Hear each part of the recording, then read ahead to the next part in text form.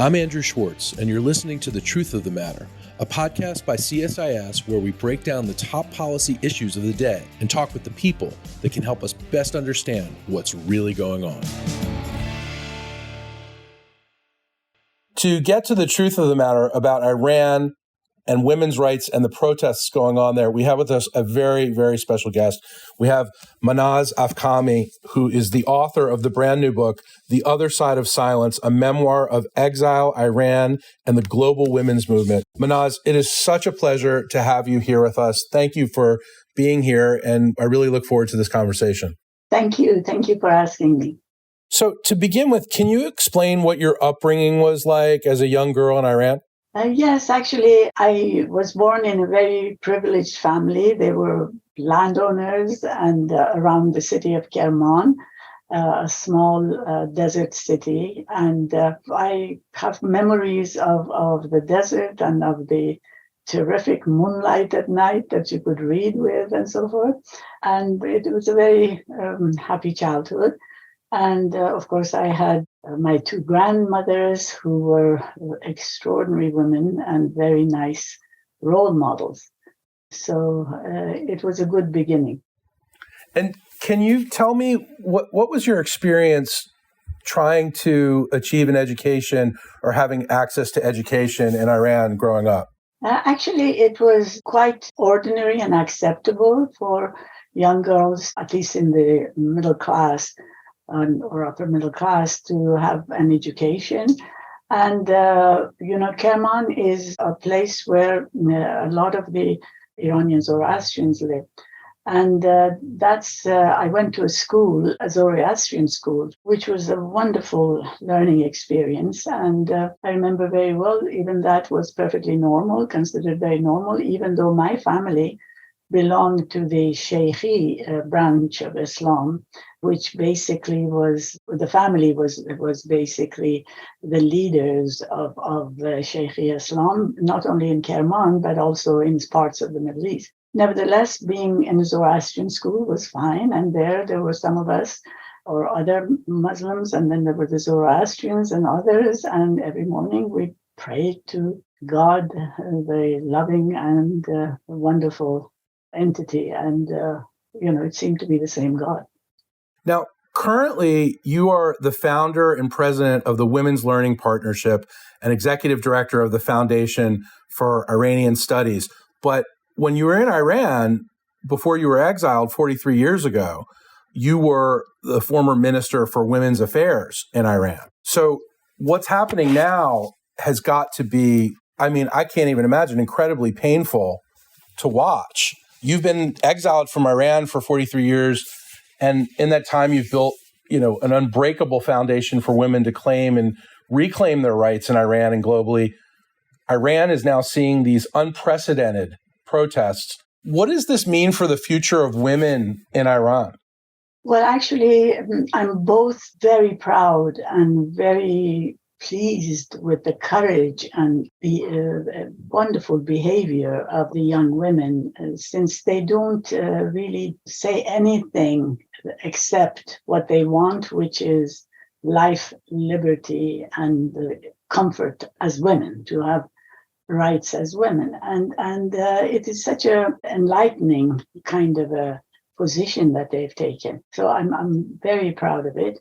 And at the same time, of course, petrified and worried that these young people, even sometimes adolescents or young students, are being violently treated and many killed.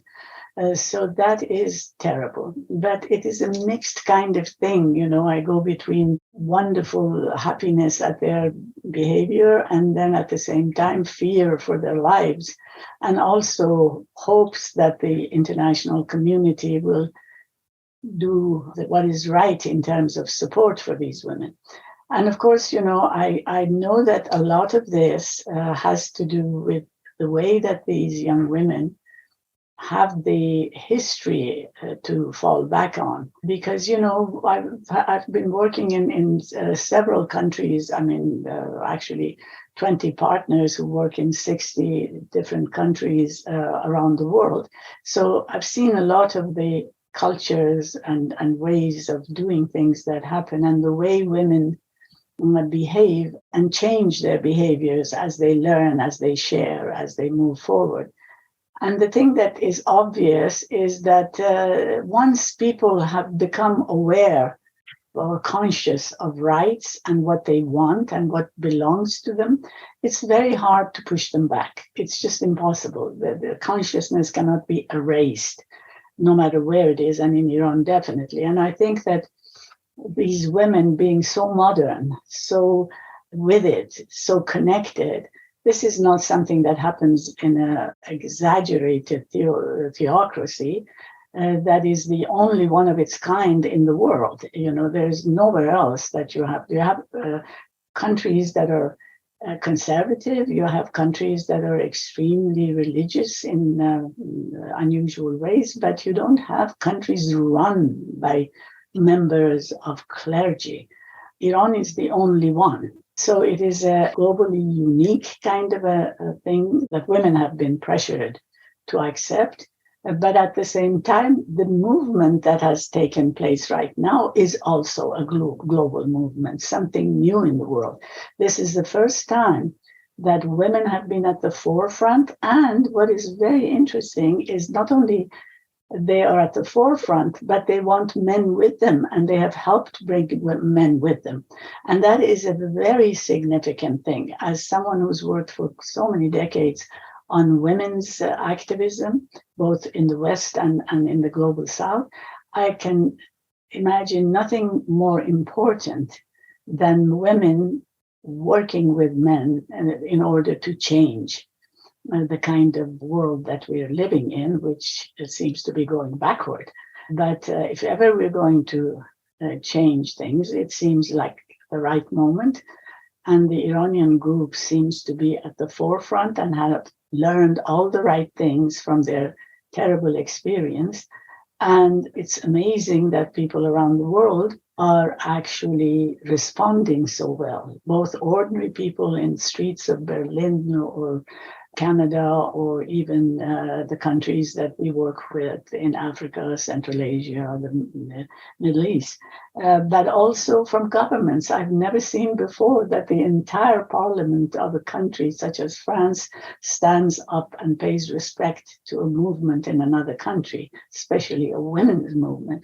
So all of this to me indicates that if we are all wide awake and stay that way, are sure of what's happening, then we would help this as much as we can, and we will realize that the formula that they've actually learned and created and are working with, and with men, this is the one that might bring us to the kind of decision-making situations, the kind of goals, the kind of working together in dialogue and in understanding that our world needs right now. Well, in the meantime, it's really scary what we're seeing. And what do you see unfolding, in the near future, both in terms of how this movement is going to progress and, certainly hard to predict, but what are the actions of the leadership in Iran? Well, I think the actions are going to be fierce because they are having an existential moment.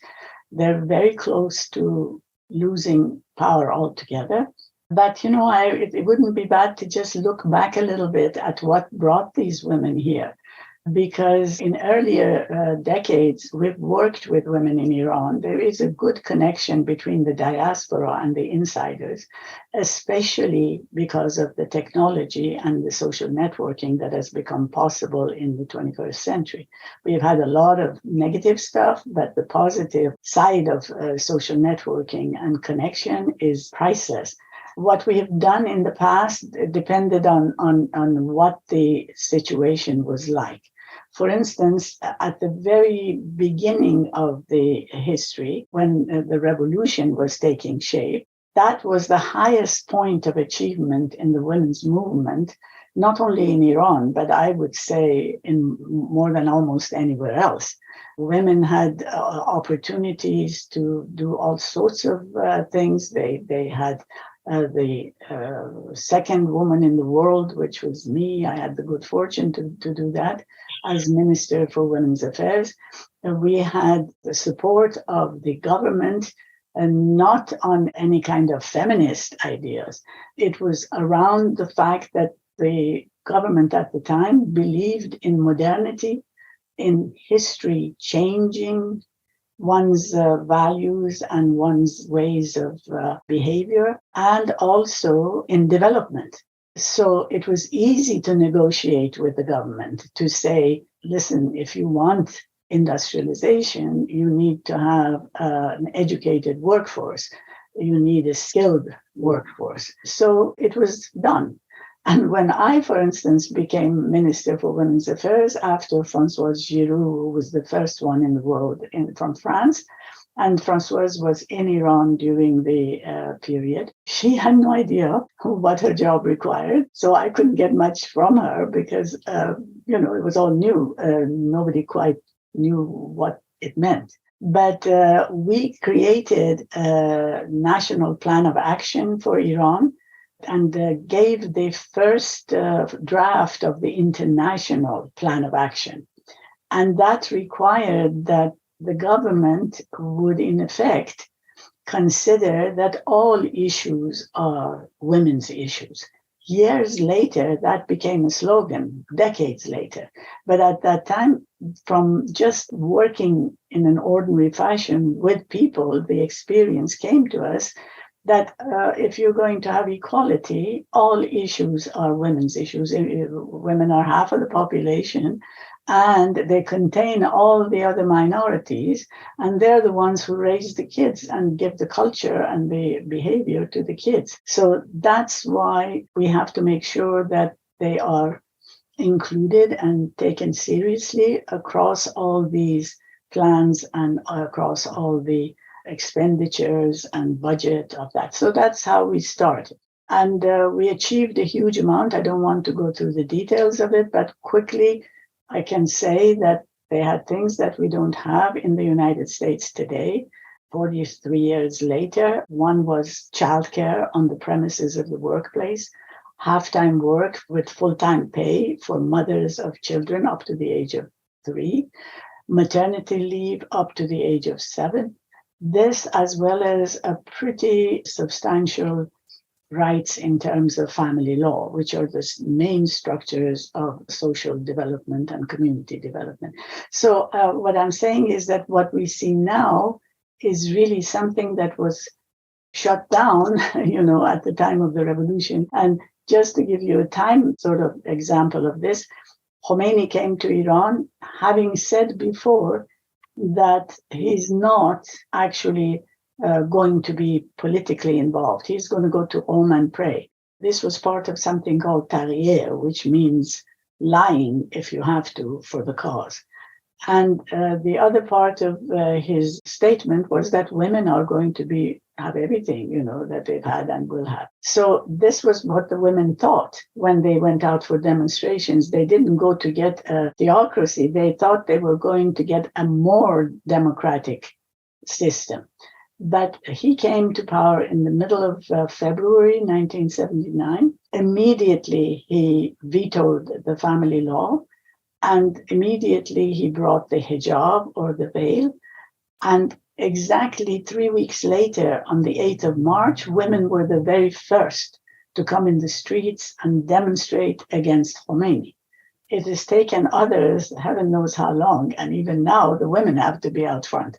But at that time, they had no doubt, very quickly they realized that this is not going to work. And then, of course, I can tell you a little bit more, if you wish, about how things followed and how women behaved afterwards. So for a while, it was a horrendous situation that there was no leeway. It was all limitations. Girls would be stopped at the doors entering the university, and they were checked to see if their lipstick or their hair was in the right place. They weren't allowed to be in the same place as boys, etc. But then a few years later, Khatami came to be president, and he was easier. That was the time when we started, interacting with activists in Iran. And there were activities. We brought some leaders out in order to get more familiar with what was being done outside and being trained for empowerment and civil engagements and so forth outside of the country. And then they would go back. And the first thing that they created as a part of the interaction with people outside was when we took them to Thailand to take part in a meeting of our partners. And they interacted with our Moroccan partners who were just working on a family law text. And they brought that back home and started what was called a 1 million signatures campaign. That 1 million signatures campaign became something amazing because they included men. The 1 million signatures was sort of an excuse to mobilize. It wasn't really this number of signatures that was involved, but of course they did get it. They had 1 out of every 3 signatures by men. They learned how to go door to door and campaign. They learned how to work together and not impose their own opinions on others. For instance, since the Islamic Republic, the only positive thing that had happened was some of the veiled women felt more comfortable to come out in the public, just as the others, the non-veiled, were much harassed. The ones that were veiled were allowed to interact with the unveiled. So they became a lot more open-minded and demanding. So this was finally, it didn't succeed. The only thing that they were able to have as a success was that the age of marriage, which was 9, was increased to 13. But even then, if the father or a male guardian wished, he could take it to 9. And 9 is a terrible age because for that, not just for marriage, but they could be considered as an adult when crimes came about, when some sort of penalty was used. So after that, then the next time after this was shut down and quieted, and a lot of the people that we had worked with came to exile. They were actually not able to stay. They all had sentences to serve. Some of them served it, some of them were out and were saved from being in jail. And they, of course, started all sorts of organizations outside of Iran, because some of the main leaders right now outside are part of that group. And then the Green Movement came, which led to the Arab Spring. And of course, Arab Spring was something that I wasn't very positive about because I knew that in countries where there is lack of participation or democracy, it's very difficult to build civil society. And therefore, the people who have power are either religious fanatics or the military. So unfortunately, even if you succeed in overthrowing the government, what remains is 2 power sources, both of which are worse than before. So I was worried about it at that time. And it did happen in most of the Middle East, and it actually finished the Green Movement, so-called. But what was helpful was that these women that you see had that process to build upon. Not only the process of earlier, before the revolution, but also the processes of how to work in a closed society and how to more organize, how to demonstrate, how to give their message outside. So the 2 things that I think are behind this movement, this revolution, one is that the people have experienced the worst that could possibly happen to them, and they've learned how to deal with that. And also they have seen some of the best of how they can organize, how they can speak their needs, how they can communicate together. They've learned, which is something we globally have to keep in mind and learn, that even though we do work in silos now, small silos, depending on what people are very much feeling for their own group, that we are, as women, part of more than half of the population. So we're not part of, we contain all the silos, but we are a body that collectively can do so much globally. We just haven't used our power before. So this kind of experience that they saw by themselves has been very helpful. And also, I can't think that it could have happened or it could continue as it is doing if it weren't for technology. So let me ask you this, Mahnaz. This moment, some have been referring to it as an actual revolution. Do you think this is a revolution that we're watching unfold? It's as close to a revolution as anybody has ever come.